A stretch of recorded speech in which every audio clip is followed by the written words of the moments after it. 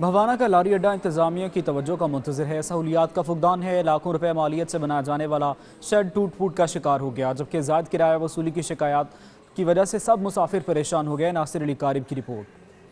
بھوانا کا لاری اڈا انتظامیہ کی توجہ کا منتظر ہے۔ سہولیات کا فقدان ہے، واش روم غیر فعال، نہ پینے کے لیے پانی کا انتظام، نہ لائٹس، لاکھوں روپے مالیت سے بنایا جانے والا شیڈ ٹوٹ پھوٹ کا شکار پارکنگ سٹینڈ میں تبدیل ہو گیا ہے، جب زائد کرایہ وصولی کی شکایات ہیں۔